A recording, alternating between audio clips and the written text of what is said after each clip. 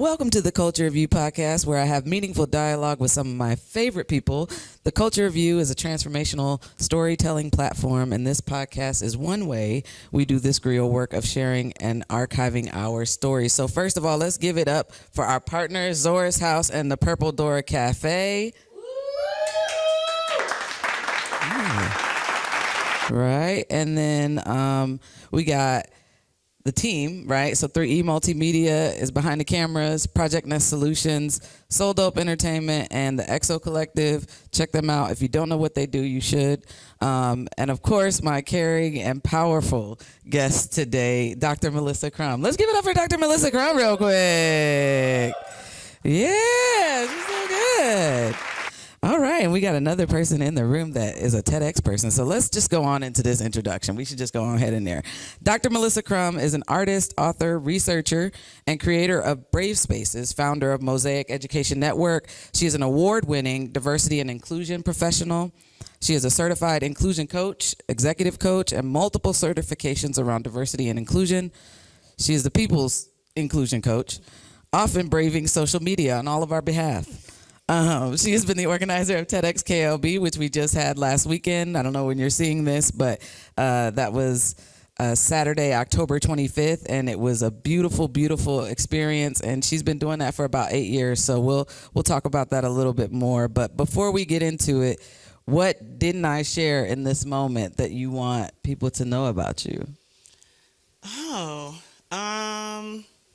that's a good question. I think that covers it. Okay. That's All right. Okay. And so my first question is, I realize you had a lot of schooling and there's so many certifications. So why diversity and inclusion? What made you choose that path? That wasn't my initial goal. So I started off wanting to be an animator. Okay. Wanted to be a digital animator. And so I came to school to learn how to create movies. And so we had an opportunity to work with DreamWorks. Oh, cool. And at this time, they were working on Shrek, and they screened Shark's Tale. Okay. I don't know if you remember Shark's Tale. I do. Okay. That was like Will Smith and Yes. that. Yes. So I remember thinking something isn't right around how these characters are being portrayed. Mm-hmm. And so you had our introduction of Will Smith's character singing this kind of Wu-Tang lyric, right. Or I think specifically like Method Man lyric, he has this gold chain. Yeah. You have these kind of... and racially ambiguous fish. Yeah. Well, some of them are, but it's almost like that we were supposed to read them with race. Right, so right. You have the henchmen, the jellyfish with these weird Jamaican-ish accents. Coded, Caribbean coded, yeah. The sharks had this Italian mafia thing going on. Yes, they do. And so we were supposed to kind of read them in this kind of racialized way, and I began to wonder, what is the kind of hidden curriculum in this movie? Right. What are we teaching children about identity? Exactly. And so I started down this path of thinking about how we can critique and think about the stories we create for ourselves and for others. And so I started doing work with museum educators and kind of K-12 educators, and thinking about how they are thinking about the communities from which their students and their visitors are coming from. Mm-hmm. And so that, I didn't have a name for it. It was just like, rewrite the stories you're creating about people. Right. And then we had language around bias and language around inclusion. Mm-hmm. And so people would say, well, we're not a museum, or we're not K-12. Well, we think this is important for our like talent management system, which kind of put me in corporate spaces, or larger like nonprofit spaces. So then it became this kind of, I kind of got roped into this kind of DEI work, but really is trying to think about how do you create environments where everybody can be seen as fully human. Totally. I love it. Yeah. I love all of that. That's such a cool story. All right. So, intersectional leadership is something that is, people are looking for more heart-led, soul-led type of leaders. And so how do you define intersectional leadership in your own words? So I think there's 3 components that are important. One, having a firm understanding of what intersectionality is. Mm-hmm. For folks to have strong emotional intelligence, and have an awareness of how power moves within and outside of the organization. So if you are successful in this kind of trifecta of awareness, you then have the ability to understand how people have access to opportunity, how people may be marginalized, and then how influence can operate. And so with intersectional leadership, it's this kind of 360 awareness of you, awareness what's around you, awareness of how systems are working, so that you can think about how to leverage your skills and abilities in order to make the work environment more inclusive and help people be successful. Can you just give us, for the sake of Kimberly Crenshaw, Yes. can you just give us a definition of intersectionality? Yeah, so intersectionality is the exploration of how power and oppression is working on people because of their multiple identities. So sometimes people will say, well, I'm Latino, I'm a man, I'm an immigrant, and I'm practicing intersectionality. No, that's identification, which is still fine. Like, that's important. But that's not an investigation of how systems are working on you because you have these three identities. So intersectionality is saying, because you're a man, because you're Latino, because you are an immigrant, because you have a disability, how does that grant you or keep you from access from systems of healthcare, education, housing, etc., because you have these multiple things coming together. Not just you being an immigrant, not just you having this disability, all of these things coming together. And so if we don't investigate the systems and the power, then that is not doing what Crenshaw is wanting us to do. Right. And that was that compound impact she talked about. And so we trying to break that down. I mean, some would call that decolonizing ourselves. But why do you think that approach specifically is especially relevant in today's workplace? Because we don't leave the world at the door. Right. So who we are in our homes, in our communities, are impacting how we show up in the workplace. And so as a leader, if I am recognizing that you as a woman, as a mother, as someone who is neurodiverse, who is also Black, who's also, I'm thinking, how are you experiencing this workplace because of these things? Right. How am I thinking about how to support you because of all of these identities and what that means for anything from how do I structure deadlines to expectations to how do I make sure opportunities are available to you.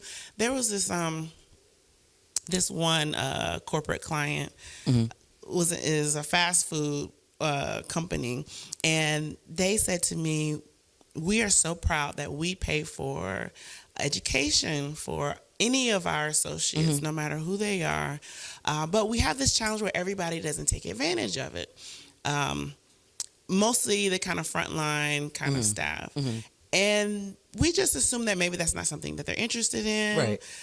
So that's fine. I said, well, have we really investigated why the fry cooks or whomever aren't taking advantage of this? Thinking about multiple identities. Your identity is not just your gender, race, whatever. It's also your identity within the company. Where are you placed within this hierarchy? And so what we found is that the organization the school that they were using only provided courses from 9 to 5. And it's like, so I have to make a choice to either... Not even night school. Not even night school. I have to make a choice to make money so I can live, or not and go to school and hope that this then has some type of dividend later on. But if I'm making minimum wage, I don't have a lot of leeway. Right. There's no paid time off. And so asking them, do you have paid time off? Like, when are they supposed to take advantage of this? And it's like, it didn't cross their mind that it wasn't accessible. Right. And so thinking about, how am I considering how people are showing up in the workplace and the opportunities that are available, and how marginalization is showing up because of these multiple, how you show up in this workplace and in the world. Yeah, I'm thinking about, I love corporate consulting stories. I'm always like, I was like, what are we about to hear? But I'm neurodivergent, and I had my last stint of corporate America a couple years ago. And a lot of times they would ask me what I needed, but they wouldn't do anything before I needed that. What do you think about setting stuff up earlier? And having it be ready in your systems as the workplace for people to come in. Yeah, I think so. So yes, proactivity can be really helpful, and transparency and clarity can be really helpful. It depends on what we're talking about, which can make this more efficient or not. So I'll give an example. Had a client who had folks taking FMLA. Mm-hmm. And having a challenge with the paperwork that it took to take FMLA, and not knowing who to go to, who's got to sign off. Do I go to doctor first? Do I go to y'all first? Right. There wasn't anybody guiding that process. Mm-hmm. What if this is you so created good. A one-page step flow chart? Yeah. Once you do this, then go. I mean, it really is maybe 7 to 10, whatever it is. Mm-hmm. Have it available on a shared drive so people know what they do, because when you start messing up, then you got to start over and then change the clock back. And these people are taking FMLA for a reason, right? They need to be able to take their sabbatical. And so having clear and transparent processes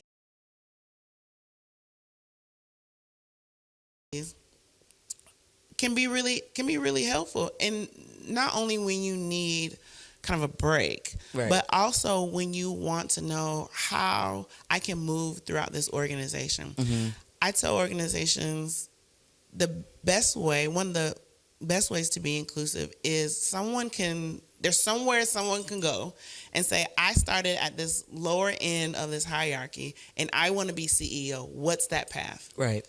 It should be clear what that path is. I started off as a janitor. I want to be the CEO. What does that look like? Mm-hmm. Now, that might be a 10-year, 15-year path. You might need 17 degrees or whatever. That's fine, but I can see what I need to do. Yes. And so we hear these Ursula Burns stories, the black woman who was CEO of Xerox, and we hear these stories where she was an intern, now she's CEO, and sometimes those are just kind of magical things that kind of have you in the right place, at the right time, for sure. But it shouldn't be that way. That's not an inclusive practice. Mm-hmm. So it should be, I just want to be a director. I want to be a manager. I want to be whatever. Mm-hmm. What do I need? And what happens when we're more clear about what that path is, we remove some of that subjectivity. It's not because someone just feels like Karen would be a good fit. Mm-hmm. We like Karen, so we just don't make her a director. But Karen has never managed a team. Karen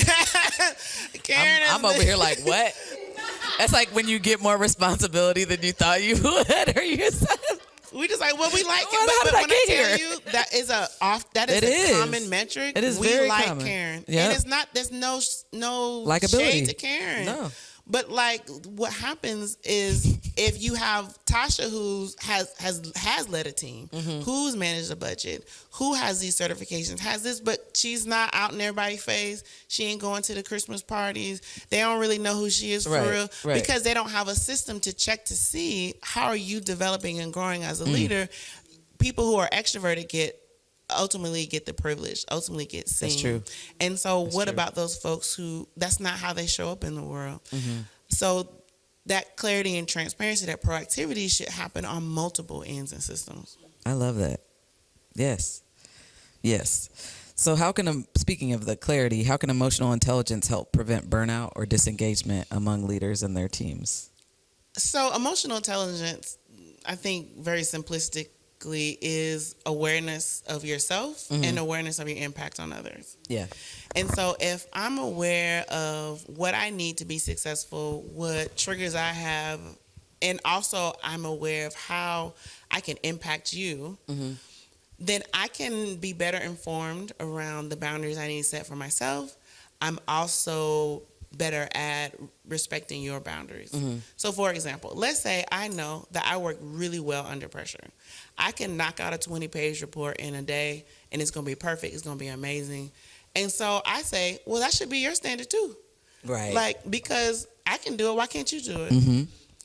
I have a self-awareness that I need that, but my other awareness is lacking because I'm projecting what I need onto you. Absolutely. And so other awareness is saying, this is what I need, but what do you need? Mm-hmm. And boundaries, sometimes people get boundaries confused with rules. Yes.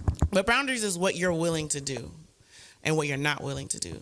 And so if you say to me, Melissa, I can get this 20-page report done in a week. Mm-hmm.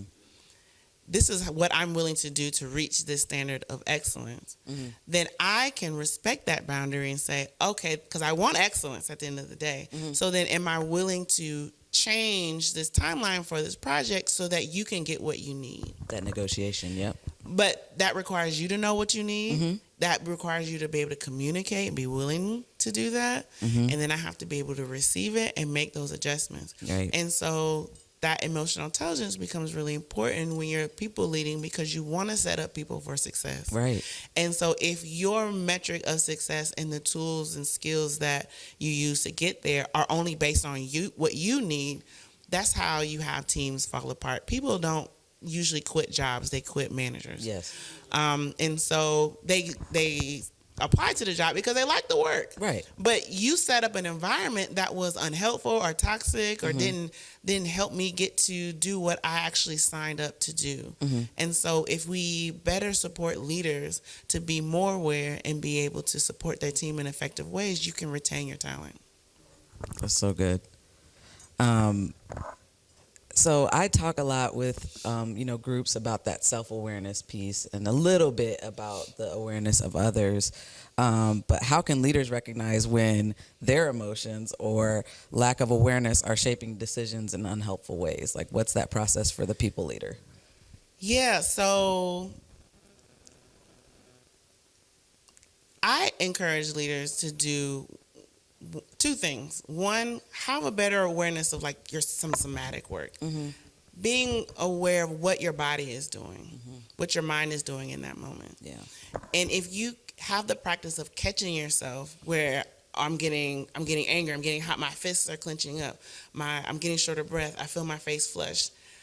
That's an awareness that something is going on. Mm-hmm. Can you catch yourself in that moment and say, okay, what just happened right before I felt this? So if I'm a leader and let's say you're on my team and you say, well, Melissa, this report isn't right. Mm-hmm. And now I'm like, what you mean? That be happening though. Right. Like, that's not even an exaggeration. That be happening though. What you mean? We're not okay. You know what I mean? So if I have good awareness, I would have caught myself before I did that. And it's Right. like, wait, what just happened here? Was I curious? Was I curious about what were you trying to tell me? But likely I went somewhere that had nothing to do with you. Wow. I went somewhere that said you're not good enough, like something's wrong with you. And I've had some experience sometime before now Right. that I brought into this space. And so if I have the practice to say, wait a minute, and I say, you know what, let me get back to you. Right. You have something to tell me, I can't receive it right now, but that's good self-awareness and communication. I need to be able to say, let me get back to you. Yes. But if we don't, we take in what we just heard as if it's fact, because I've now pulled from that time when, I don't know, somebody told me that I wasn't good at reports Right. in 5th grade or whoever it was. Right. I just made you Miss Smith, who told me I'm terrible. Yes. And I've been wanting to cuss Miss Smith out since the 5th grade. And now Since the 5th grade. you are here and you're getting cussed out. Right. You had no idea what just happened. Mm-hmm. Right. And so being able to catch ourselves can really solve a lot of those challenges. That's great.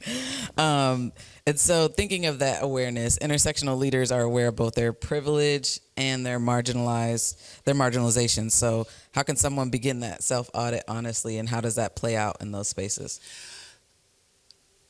I think that first step is recognizing all the identities that you have, the ones that's been placed on you and the ones that you've taken on, and how that shapes how people receive you and how you experience the world. Mm-hmm. So, and then taking that and thinking about how can I leverage some of that privilege in order for me to reach a goal, and how can I minimize some of that marginalization if I have a degree of influence. An example. So I was working with a team.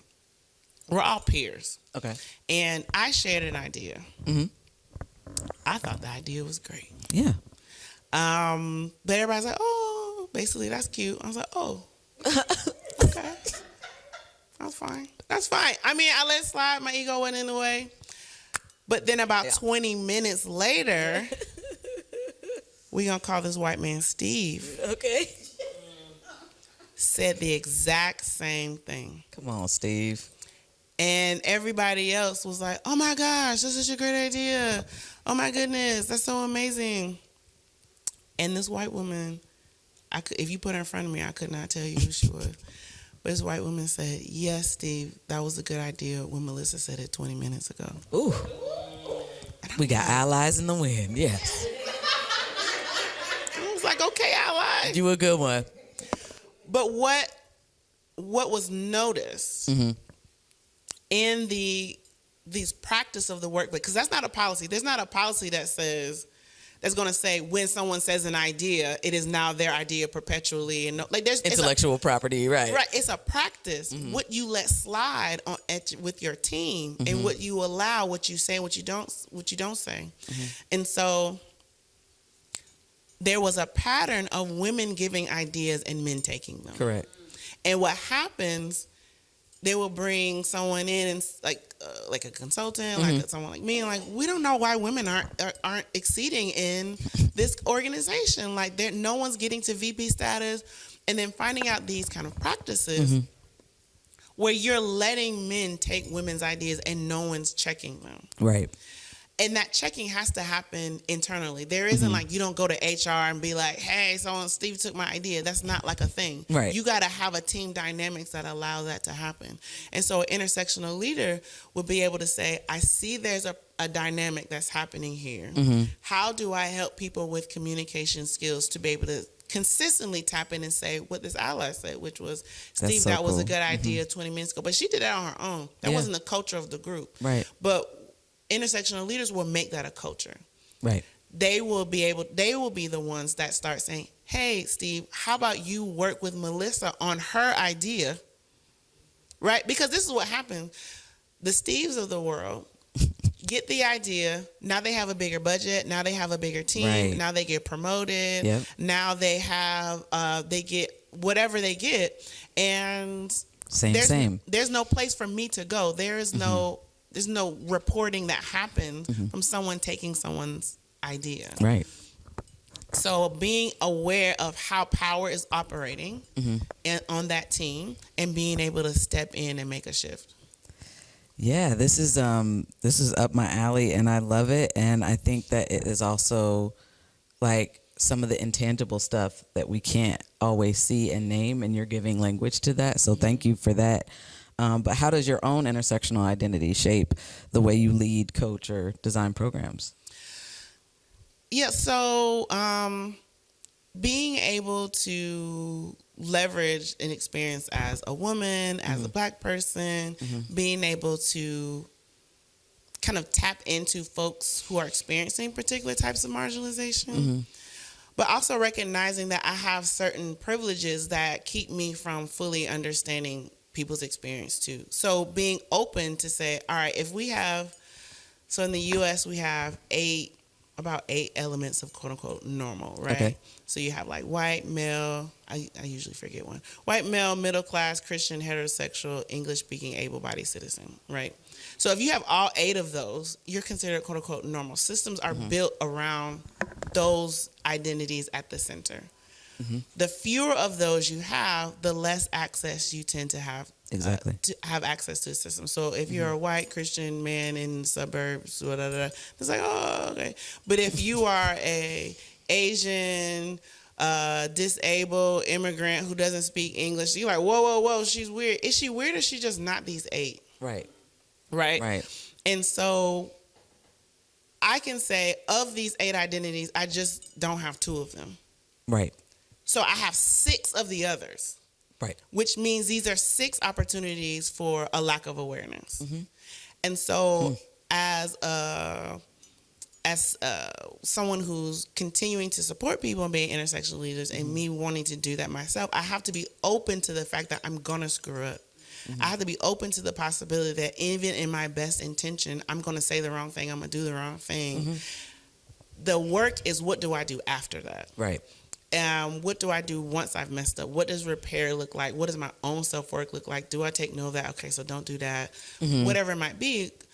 And also knowing that my default is defensive. Oh, yeah. My default is like, who you talking to? Because I did it real well. And it's probably perfect, actually. Right. And what are you talking about? So knowing that my default, I mean, that's awareness, though. Knowing that my default is who you talking to. Right. Then I have to be like, hold on. It's not about. That's not about me. That means there's something I need to fix. There's something I need to do better. And so having that constant awareness and the ability to be vulnerable and the ability to be held accountable is how I try and show up in any space I'm in. I love that. And that accountability, I think what happens a lot of times in organizations is they'll have accountability up to like middle managers. Yes.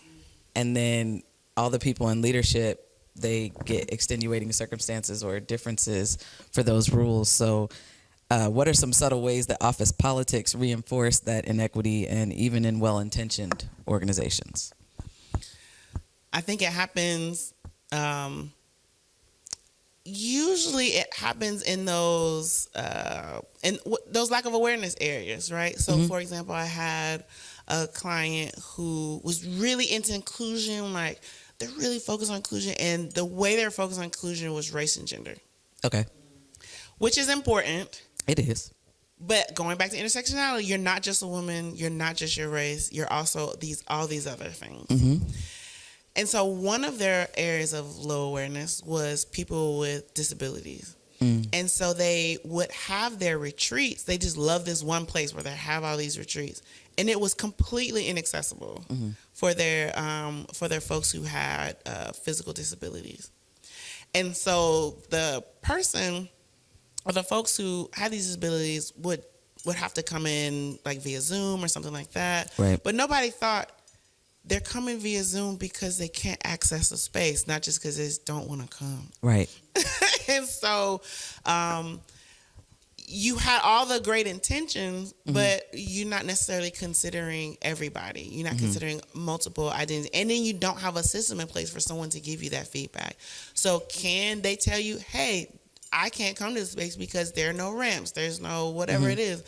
Y'all keep wanting to talk, but there's no microphones. I'm hard of hearing. Like we don't have handouts that are also digital, so I can make the font bigger. What happens is you have folks in their fragility that they can't hear that. Right. Look, we did all this work around George Floyd, and we did all this work around whatever, and now you're telling me I'm not good enough. That's what they hear. Yeah. It's like, well, part of this work is you have to be able to hear that you didn't do it right.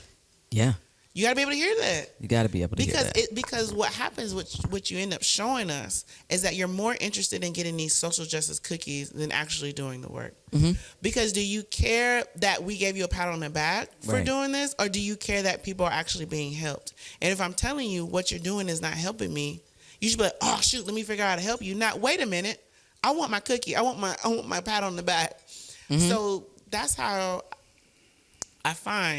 that's how you end up finding who's really here to do the work to build community, and who wants to be seen as someone, as just not a bad person. Like, how do I make sure you see me the way I want to be seen versus really supporting the folks who need the help, and I have the power to do it. Yes. And I think that grouping and talking about how, like I was just thinking about my experiences in there where it was like, oh, I'm challenged by this, but I also can't see a path forward. Like I can't see a path forward to this, and it's performative, and you don't know until you get to that moment whether that was performative or not. And then you have to grapple with your association, even at times, or your position. I think that that's something you think that it's going to go one way, and then it doesn't go that way at all. So what's one courageous act of leadership you hope listeners will take after hearing this conversation? So the way I define courage is acts that include fear. So if fear is not involved, then it's not courageous.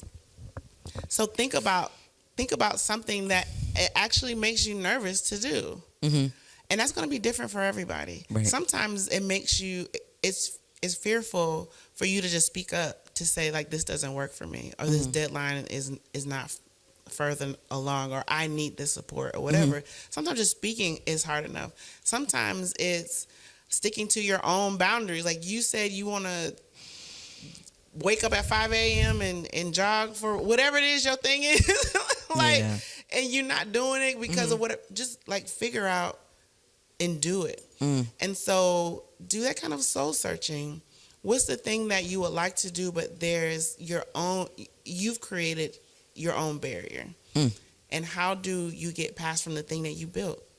And that's the fear is the thing that was built for you. How can you empower your own self to think about, how do I get around that barrier so I can get to the goal that I've established for myself? You just said a lot there. That was a lot. Like, you built this barrier. Little beaver, tear down your own. Because the barriers are really, right. It's unhelpful thinking patterns, right? So unhelpful thinking patterns are things like,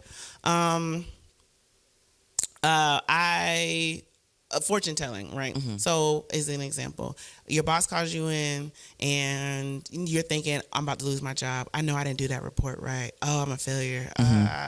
Right? And you're now trying to set yourself up to prevent whatever harm you've made up in your mind that this meeting is about to be about.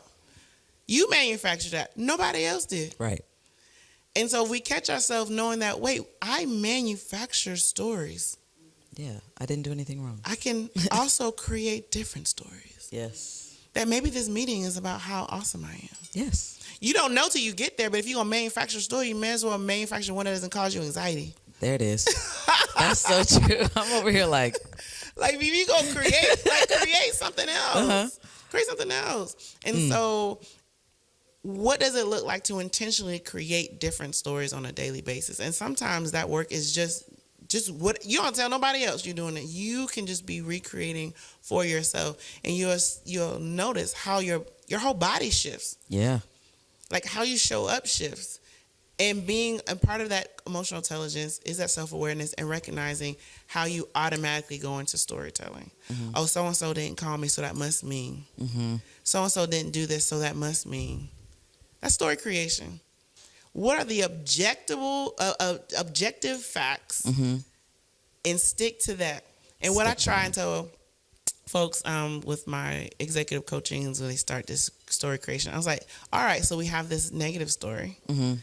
What can we do with that same information and create a completely different story? Since we're creating stories. Right. And try and come up with at least 2 more stories, a positive one and maybe like a neutral one. So with this supervisor, your automatic was, they hate my report, I'm a terrible person. Okay, cool, let's put that story right here. Right. What's a positive story? They think I did a great job, the report is flawless, they want to make me a CEO. Okay, cool. We can put that right here. Yeah. What's the neutral story? They just checking in and see how it's going. All of these are possible because only information we have is that there's a meeting at noon. That's all we have. As a leader, hopefully you'll get some semblance or some kind of agenda or some kind of information. Maybe. But probably not, though. I don't know. Probably not. But practice doing, and that's with work, but that's also with friends, with partners. Yes. I told with your children, my son left his shoes in the middle of the floor again. Do you hate me? No, for real. Do you hate me? I told you to wash these dishes. This is day 3. Do you hate me? And it's like, wait, hold on. Let's try another story. You might be going through some things. Maybe it's me. Maybe I'm struggling today, And so then I can say, he might hate me. I have no information that says that that's true because the only objective fact is that the dishes aren't washed and the shoes are in the middle of the floor. That's the only thing that's true. Also, I could ask him. I could get curious. Right. he had to hurry up and whatever he did. I don't know what it is, but I can sit and make that. When I create these stories, when I approach him, I'm a completely different person. Because if I approach you with the story I created, you hate me. Now we've already started in a negative space. As opposed to saying he was trying to hurry up and get his homework done. And so he hurried, took his shoes off. And in the middle of trying to write his report, he forgot that he needed to wash the dishes. Or like whatever. And now that I'm like, okay, that is also possible. So when I come to you and say, hey, remember you're supposed to wash these dishes, that sounds very different than, what did you do? Like, there's a whole nother energy. It's the whole different. It's like accusatory or like curious. Curious. Help me understand. And so that practice is, like, for me, I find just revolutionary in all aspects of life. Definitely a game changer in self. And you got to slow down enough to do that. Yes. And that's where that self-awareness comes in. Because I have to be able to catch myself in that moment. Because that story creation is instantaneous. It is. Instantaneous. So if I know that I do that, and I can, and that somatic work where I know that I'm here. Tight. I'm tight. So before I say anything, I'm like, oh, I just did it. Okay, let me go sit down somewhere. Take a little walk. And then let me create some new stories, and I will come back to you. So good. That's so good. I'm taking that with me. We're about to have some questions from the audience, but we got a couple more questions here. So you're an entrepreneur, founder, all of these things. What is your advice for people who are stepping into entrepreneurship in this moment? It's not for everybody. It's not for the faint of heart. Yes. No. Consistent checks are nice. They're really nice. They're really nice. But I would say get really clear about why you want to do it, and also recognize the myths around entrepreneurship. So people say, I want to be my own boss. I don't want no boss. No, with entrepreneurship, you just have a bunch of short-term bosses. Right. You still got a boss. So you have this boss for this 2-week contract or this 3-year contract or this 2-hour workshop, whatever it is. They're giving you the objectives. You are having a negotiation about expectations. You're getting paid for your labor. That is a short-term boss. Yep. And so kind of get out of that, I just rule the world. So even if you have a big corporation or whatever, you're still beholden to a board of directors. You're still beholden to the market forces. Exactly. And, like, you still have a boss. So I'm like, I don't know where this like comes from. So, I think it's like the desire for autonomy, you know what I mean? And that's how we express it because we're so used to authority not being great. And then we're like, well, I don't want any bosses because I've had bad bosses. Yes. And I think being clear about what autonomy means for you. So I like that if I say, I want to take next week off, I can just close my calendar. So I'm going to shut the calendar down for a week. But there's also a cost to that because I'm not working, and you eat what you kill. As an entrepreneur, like if I took that week and I didn't finalize that contract, I didn't meet with my clients. If I didn't shut it off to have these workshops, I also don't work. And so there's a trade off, and are you willing to trade off? Because you can have a 9 to 5, and one day you just didn't do that great. You ain't get a whole lot done. Try to get tomorrow. You get paid the same amount. As an entrepreneur, you didn't do that great, you might not get that contract again. Right. And so there's a kind of think about your own kind of standard of excellence. What is that? And being consistent about that. So, and also I would say be clear about why you want to be an entrepreneur. For me, it is a degree of flexibility and autonomy. I want to be able, like during COVID, when everybody needed a Zoom workshop, I was like, can I do this in Barbados? I can. Yo. I was in Mexico. It was I had a week of working out in Mexico. Right? And so I'm still working, right? But I have that ability. All I got to do is know the time zone, and that's it. I need Wi-Fi and a laptop. Okay. And so I want to be able to do that. And so you also got to think about the kind of job, kind of business you want to create. Can you do that?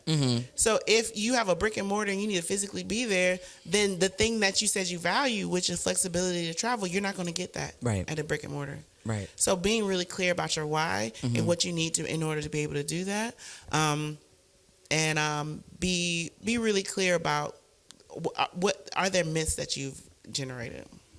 Mm-hmm. And then how has team building gone for you? Because I know you have a team. Like Kind some of of. the quiet, like, yeah. So how does that work for you? Is it like as needed? As needed. Mm-hmm. As needed. And people keep saying, why don't you have an assistant? I've tried. I've tried. I'm like, maybe it's not for me. I definitely have a team when as needed, and there's Project-based. folks I can call on for project-based work. At some point, I'll have a consistent team, but I feel like I can just do this. Let me just do this. That's not helpful. Don't take it off if you don't got to. But I can just knock this out. Let me just write these contracts. Yeah, by the time I teach you, it does take a time of like slowing down to speed up, right? Like you got to take that time to train them, and then I will train somebody to train, like to manage me up, right? Like know me well enough to call me on my bullshit, like and take it and not be afraid of that, So like you're okay. There's a lot of people I think that can't find the right combination of like cost and efficiency. Yes. In that space. And it's a challenge. Yeah. So I end up doing the stuff that I hate doing. What do you hate doing? Invoices. You're like, it's my Achilles heel. And I'm like, it's the last thing I have to kill to get the money. The follow-up, like, you didn't sign this contract. You didn't feel it. Like, it's a lot of that kind of like, the follow-ups. It's like, child, you need to pay this. Just, What are we doing? You need this workshop and you need to pay this invoice. Bro. Totally get that. It'd be tripping me out. But yeah, eventually I'll get there. Yeah. Yeah. So, in the spirit of the Rest Collective, if you will, what do you do for joy and pleasure and for fun? So maybe a few years ago, I found out the word ambivert. Okay.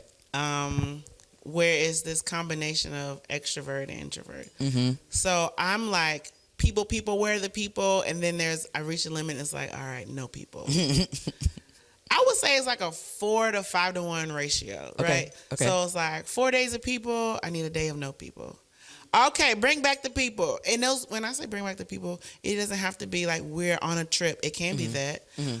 We're going out to happy hour. It can be that. Or I just need humans around, and I don't have to know you. I just need energy, just life need humans. to life. Yeah.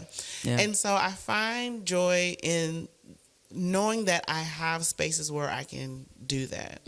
So there's like the coffee shop, which is like Cheers. Yes. Where everybody know your name. Yes. And you go there and you're like, I'm definitely going to have people there. Oh, yeah. Right? Yeah. But I may or may not know people there. And there was like a day like, I don't know anybody in here. I've not had Wait a minute, day I yet. might get work done. I have not had one day like that yet. It's been like I over have like this not. maybe 6 years. It's not happening It's been for like me. 2 days like that. And it's like, oh, I might get work done. But I also go there knowing I might not get work done. Right. I might get work done, but I'm going to see people.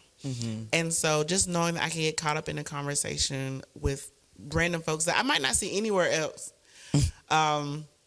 So I love that. I also love to travel. I did my first international solo travel to Germany a few weeks ago. That some would call you brave for Someone that. called me brave. Did you have fear? I absolutely have fear. Because I'm like directionally challenged. I get like lost real easily. Logistics and travel make me nervous and anxious. And so I put myself in a situation where I don't know this city. And I was in Frankfurt. And Frankfurt is not a massive city, but it's big enough. Where they have subways and rail cars and blah, blah, blah. You got an app for this and you got to go.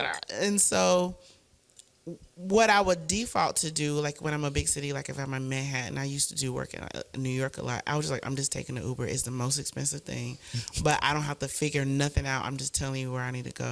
And I said, I'm not doing that. I'm taking the subway. I'm taking public transportation everywhere in Frankfurt. Yeah. And it was just like, okay, I got it. But I could have gotten some places more efficiently if I took like the rail or some other things. Like, no, you're adding too much stuff. Choose your own adventure. Not doing it. We're sticking to the subways and the streets that I'm used to. Okay. And so it was a push for me. And I was really proud of myself. But also, it was restorative because I could I could be by myself. Mm-hmm. I could cafe hop, which was beautiful. Mm-hmm. I could be around people. They don't know me. I don't know y'all. I don't know what y'all saying because y'all speaking German. But I appreciate that I'm just around other humans, Mm-hmm. and nobody actually wanted to talk to me either. And I'm glad. We're good. I didn't want to talk to you either. We're good. We're good. I just wanted you to be around me, and I drink my latte in peace. But after like day 5, it was just like, all right, I need to talk. Ready to go people that back. I know. Yeah. So I realized that there's like 6 day might be like my max. Okay. So That's important to know. yes, it as is you plan important for to know. vacations and like communal outings or gatherings, all that. So that's how I find joy. I love that. Yeah, we got to go to a concert together. That was really cool. That's always fun. Little travel on the road. And I Group feel of like us. that's more. And now that I'm in this sweet life, I can't go back. No, you can't. I can't go back now. It's cannot. sweets forever. Sensory for me, like, is already the thing. But then, like, put good people to go to it. We all singing. We all we're singing. good. We all eating. You can get up and move around. So yeah, and so now that I'm been spoiled with sweets, and now it's like you get the best of everything. You're like the sweet life organizer. Yes. I enjoy it. I'm like sweets all the way. So, yeah. Yes, forever, forever. All right, so let's take a moment for you to reflect on TEDx, and then we'll take some questions from the crowd. So, 8 years. Yeah. Tell me about your journey, because I know this was your last year. So It was. So I did my TED talk, I think 2012, 14. I don't remember. But I was like, oh, this would be so cool if it was black. Yep. You did it with. I know you did it with the white folks. They're amazing. Articulation's great. It was great. We What if love we her. did this and it was just black people? And so Ted was like, yeah, you can't do that. You can't just be like. They said you can't Ted. do the exclusion thing. I know you're the inclusion coach, so you get what I'm saying here. You can't really do that. I was like, TEDx black people. You can't do that. I was like, so you can get around it by because TEDx is the whatever's after the X is a location. Okay. So you'll see TEDx Beverly Hills, Asheville, TEDx Longstreet, whatever. TEDx whatever. And so I was like, okay, so let me pick a historically black neighborhood, and you can set your own rules around it. And so I have seen so many TED Talks the way people have, and it's like, what if we didn't just kind of bring on folks who are already known? What Right. about folks who have amazing stories that should also go on this global platform Right.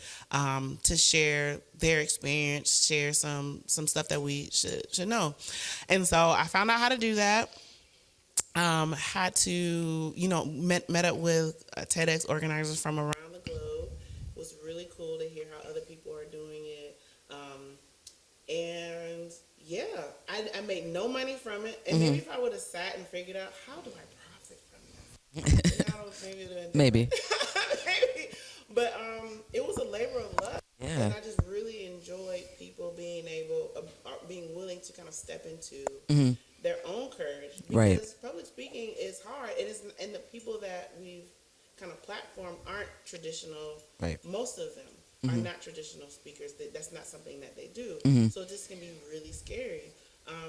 And to kind of support them in that and seeing some amazing stuff come from that was a labor of love. But I know that now I'm ready to transition to expand my company and some work that I want to do.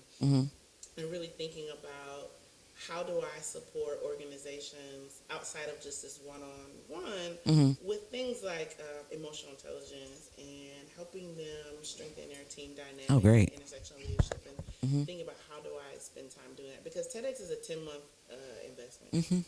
Like it's not just that one. It took 10 months to get to that. Oh, yeah. Day. And it's for the culture, and you've been building each year different like activities or connection points or communal things. So, yeah, you didn't take any months off for real. No. You did not take any months off. Yeah. I'm excited about that. So when you say that's next for you, so emotional intelligence, is that workshops? Is that small group coaching sessions, or what does that look like for you? So what I'm wanting to kind of build now is another conference. So what I was doing before when I was, my background is in art education. Okay. So I was hired at the beginning of my company to go to museums and help them with their museum educators, their connection to not only the artworks, but specifically to how they're thinking about their visitors. So when you have this public school group of kids, like how are you treating them differently than this other group? And using art as a medium to think through some of the stories that they hold for these groups that they're supporting. And so this kind of art-based training I was doing across the country. But I ended up getting away from that because clients were pulling me from that work. Right. And so I want to get back to that work. And so doing a conference within the museum to help leaders think through what assumptions are they bringing into the workplace, what assumptions are they bringing about their team members, about themselves, and what are their areas of low awareness, and using either a current show or permanent collection as a medium to start to think through that. And so having folks really doing that deep leadership work that many conferences don't do. Right. I've gone to a lot of conferences. I love conferences. They tend to be what I call like corporate pep rallies. Right. It's like, you're going to be great. Do great things. You're going to... We made a lot of money. Yeah. You're still making the same thing. All right. Yeah. Listen, everybody needs a hype man. There's nothing wrong with that. But what is it like to go a few levels deeper and doing some of that hard work of realizing there may be some toxic stuff I'm bringing to my team. What are the tools that I need to make sure I don't make their experience worse unnecessarily? And if there are ways in which my privilege or my low areas of awareness are really impacting the outcomes that we all want to have.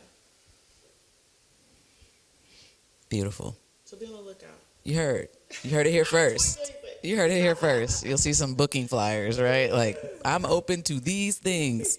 So take a look for that. All right, so we're going to move to the crowd. Does anyone have a question?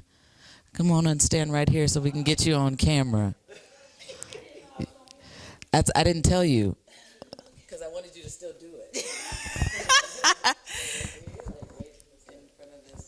Okay. Hello. Oh, okay.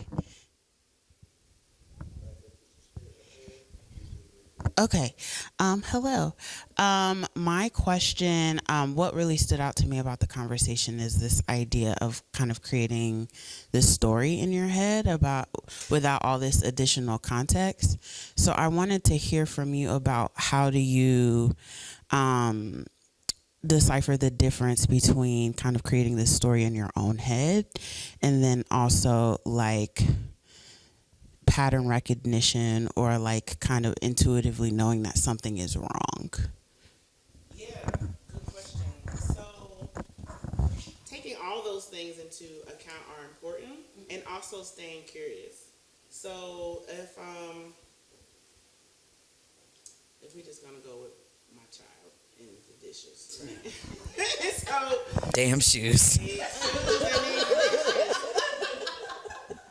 So there's a pattern in which you keep not washing the dishes on Tuesday like you're supposed to. I can take that pattern and still create a story that's incorrect. What I can do is instead get curious and stay in my curiosity with him, the patterns that I'm seeing. What's objective fact? We agreed that you wash dishes on Tuesday. Every Tuesday, right? What I'm also seeing is that you're not doing that. Help me understand, is there something getting in the way of you doing what you said you were going to do? So it's me leaning into curiosity as opposed to me creating a story as you're just disobedient, you don't even care, you don't like, right? And so what I say to in any relationship where that's happening, I will say out loud, the story I'm creating is. It's different to say it out loud. The story I'm creating is you don't care about this agreement that we had. I don't want to believe that that's true, but that's the story that's coming up for me. Do I need to rewrite that story? Like, help me rewrite that story. And if he's like, yeah, man, I hate you and I hate dishes. Okay, well, now we have a different. We have an answer. We have information. Different experience. But that's usually 9 times out of Right. 10, that's not the situation. He might say, you know what, Ma, now that I have this class on Tuesday, I think I'm going to take a nap, and then what's happening, I don't wake up to 3 in the morning, and then I don't do it, and that's my fault. Is it okay if we change my day to Wednesday? Absolutely. Sure. Leaning into curiosity becomes really important, and what folks tend to do, depending on how comfortable you are with explicit communication, they find safety in creating the story, which creates a false sense of protection. If I decided that, oh, you not washing these dishes because you hate me, now I've decided like how I'm going to interact and how I'm going to close myself off to you, so I can feel safe from these feelings of like being dismissed, because that's what it feels like. It feels like you dismiss me. You dismissed our agreement. You don't care about what we said. So now I'm going to create this armor. It feels less safe for me to say maybe I'm wrong.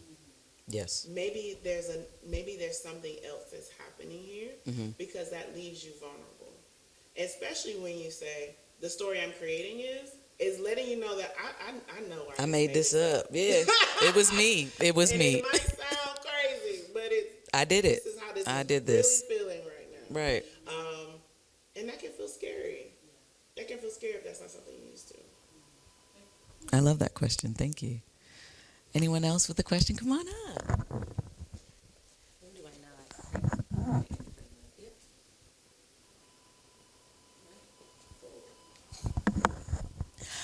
Thank you so much for being here. Thank you so much for the conversation. So I have a question about the collective aging of workplaces. Like I'm seeing information about like CEOs not stepping down and bringing these kind of archaic ideas with them, or even people having to work longer because their 401k hasn't done what they needed it to do or whatnot. With the corporate clients that you've worked with, or even organizations, are you noticing that it's a little more difficult to get people who are a little up in age to adjust to, wanting to communicate openly, like it's not been safe for them in the past, or to get people to kind of adjust to some new ideas that would lead to, a better environment for everybody? So what I've seen is more so different expectations and values based on generation. So, and trying to navigate that. So older folks have, this is very reductive. I'm not saying this is everybody, but there's this kind of loyalty to the job. And there's also a lack of boundaries. So if I need to stay up till 3 in the morning to get this done, that's what I'm going to do. Right. Because I am loyal to this company, to this work. We have younger people are saying, I'm definitely not loyal to this company because I know you're not loyal to me. Right. And I feel like that has ramped up post-COVID. Yes. Where they saw their moms, their aunties, their grandmas who had been working decades at whatever place, and then they got fired. Or they seen their moms, their grandmas, their grandpas, whatever, retire, and they're so physically unable to enjoy retirement, Right. that they're like, wait a minute, there's no real payoff here for me to be working overtime for what? And so when you have the older person on the team and the younger person on the team, and the older person is willing to stay 3 hours later after work to get this done, the younger person is like, I'm off at 4:59. Okay. The away message is up at 4:58, actually. I'm happy to come in maybe 15 minutes earlier tomorrow for us to work on this. And instead, I'd rather advocate for a longer timeline for us to get this done. Right? So where the older person doesn't necessarily have a value or practice of advocating for themselves. They just deal with the cards that they were dealt with. Where the younger folks will have a different set of values. They're going to take all their PTO. They're going to take all their vacation time. They're going to figure out how to work from home. They're going to do, because it's like, I have to figure out how to like thrive right now. I'm not waiting for this time at 65 65. Right. And I think that the different expectations of team dynamics has caused rifts. Mm-hmm. But what happens is you then get these, if it's done well and people are giving each other empathy and care, you see each of those generations kind of giving and taking a little bit. Mm-hmm. Mm-hmm. So the younger person will say, happy to stay after 20 minutes. Maybe even an hour. Mm-hmm. I might even stay after 2 hours, but I'm taking them 2 hours off in the morning. Mm-hmm. Like I'm coming in 2 hours later. Right, right. Or they're willing to kind of move. And then the older person is willing to say, yeah, you know what? A day is not enough to get this report done. Mm-hmm. I think I will say something. Like, can we Mm-hmm. make a shift so that we're all successful? And that's the best case scenario, that people start to reevaluate their expectations and values based on how people are showing up on the team. I also love that question. I got to lead sometimes an intergenerational group, with the staff, the team members, and what I found from like middle management, maybe director level and below, like not quite C-suite. Some of those older folks were like, I have to keep working because this economy is like terrible. This is the first time I think there's 5 generations in the workplace, like in the corporate workplace right now. And so sometimes it was a matter of I kind of have to. Like if in power, I think there's a grappling with power, and they probably need to have a seat at some point. And I don't think they always do. But some of them in the middle were like, and that obviously takes curiosity, right? Like we need to ask what's going on, and like, why are you pushing your retirement back? And maybe it's a mortgage or something like that. Like you never know why somebody is staying. But there are people in the workplace right now between 70 and 80. I'm also seeing, so there's something interesting that's happening around ageism, I Mm-hmm. think. Like, it's not cool to be racist. It's not cool to be openly sexist. It's not cool to be homophobic. Or make fun of disabilities. That's not Make fun. fun That's of not cool. disabilities, that's not cool. But it's okay to be ageist, right? And so there becomes this assumption where because you're older, that must mean your ideas, your ideas are archaic, and you're also kind of stuck in this, all of this. And it's not necessarily the case. Right. There are I've definitely seen younger leaders who are also stuck. Who are also not willing to be flexible and think of new ideas. It's a mindset. It's not so much age, right? We're seeing that in politics. We need to get rid of this person because they're old. And it's like, is that the issue, or is there something else there? And so, working with organizations, you have this CEO or this ED that's been there for a bajillion years. Is the problem that they're old? Right. That they're over whatever you're calling old, or is there something else? Because you can get a younger person who has the same mindset. And so I think we just got to reevaluate the stories we're telling ourselves about people's identities, and we might be bringing in our own kind of baggage when we're evaluating folks, and kind of rethinking, what are we actually trying to get to? We're trying to get to something new and fresh. And maybe that means changing leadership, or maybe that means introducing something else. Mm-hmm. And the millennials, like we are going to make a joke about something. It might, I'm like, and I think that was the first time I realized, around age is the first time I realized how I talk to myself as well, because I was like, you old, like, you know what I mean? Like, and like, I'll joke with myself around about that. But I think at some point, like, I have to not necessarily say that out loud, or like always put that in the space, because like I'm talking to myself like that. That's not really how I want other people to talk to me, but I'm teaching them how to talk to me too. So that was something I had to check. Yeah. Any other questions? Y'all have been an amazing audience. You have been an amazing guest. Thank y'all so much for being here. We'll be back November 21st at Zora's house. I don't know if this will be up by then, but come back here and see us 11 a.m. to 1 p.m. at Zora's house.